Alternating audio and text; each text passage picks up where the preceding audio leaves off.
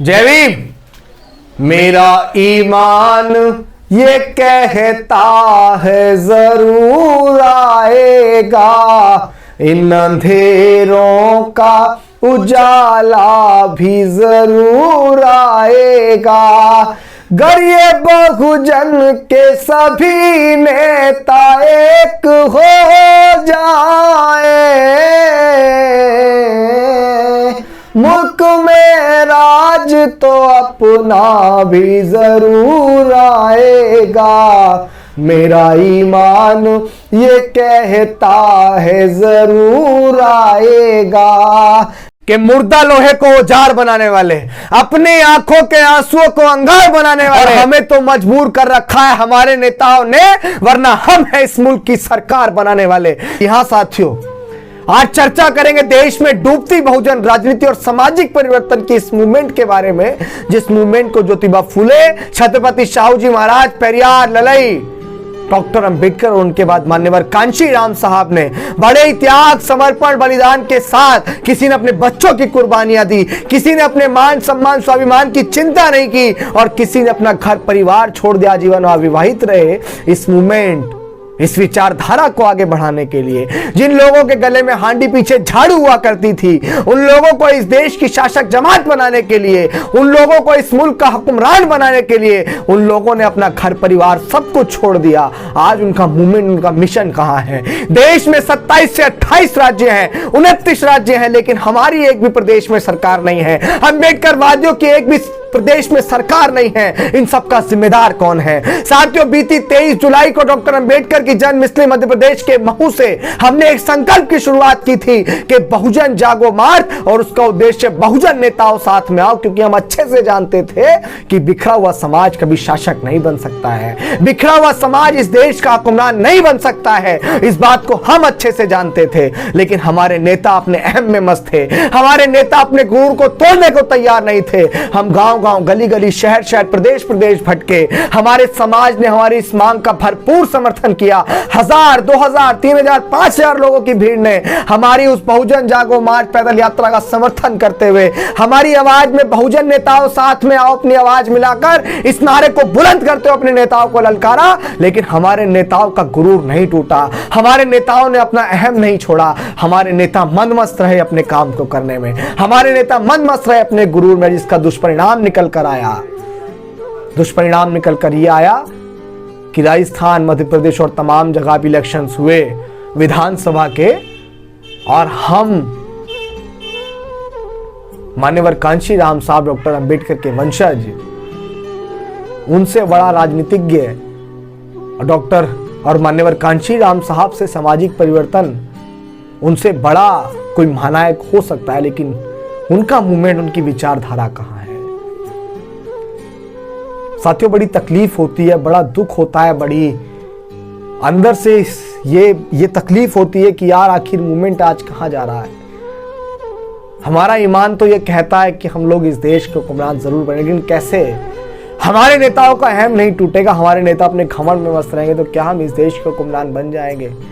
साथियों, डॉक्टर अंबेडकर ने जिस संविधान को बनाकर हमें सारे राइट्स दिए, डॉक्टर अंबेडकर ने कॉन्स्टिट्यूशन, संविधान के अंदर हमें शिक्षा, एजुकेशन के राइट्स अधिकार दिए। डॉक्टर अंबेडकर ने कॉन्स्टिट्यूशन के अंदर हमें इक्वालिटी, समानता के राइट्स अधिकार दिए। डॉक्टर अंबेडकर ने हमें IAS, IPS, PCS, जज, डॉक्टर, बैरिस्टर, कलेक्टर बनने के राइट्स दिए, अधिकार दिए। लेकिन आज जिस संविधान से हमारा मान सम्मान स्वाभिमान बचा हुआ, आज उस संविधान को तार-तार और खत्म करने का प्रयास किया जा रहा है। लेकिन हमारे नेता अपने गुरूर में मस्त हैं, हमारे नेता अपने अहम में मस्त है। समाज अनाथों की तरह घूम रहा है, लेकिन हमारे नेताओं को नजर नहीं आ रहा है। मैं अपने नौजवान साथियों से, मेरे समाज के लोगों से कहना चाहता हूं कि अगर आज भी आप उठ खड़े नहीं हुए, अगर आज भी आपने अपने नेताओं को नहीं ललकारा, अगर आज भी आपने उनसे सवाल नहीं करा कि जिस सदी में हमारे महापुरुषों ने हमें देश का हुक्मरान बनाने को कहा था, आप समाज के नेतृत्व करता है, तो आपके नेतृत्व में समाज क्यों गर्त में जा रहा है? इस सवाल को कौन करेगा?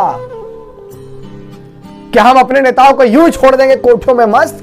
क्या हम अपने नेताओं को यूं छोड़ देंगे लंबे लंबी गाड़ी काफिले के मस्त घूमते रहो बस? समाज है आपको चंदा देने के लिए, समाज है आपकी रैलियों में भीड़ बढ़ाने के लिए, समाज है आपकी जय जयकार करने के लिए। लेकिन जब समाज पिटता है, समाज छिदता है, जब मुंह रखने पे उसकी हत्याएं होती है, जब पानी का मटका छूने पे उसकी हत्याएं होती है, वो दर्द आपको, वो तकलीफ आपको नजर नहीं आ रही है।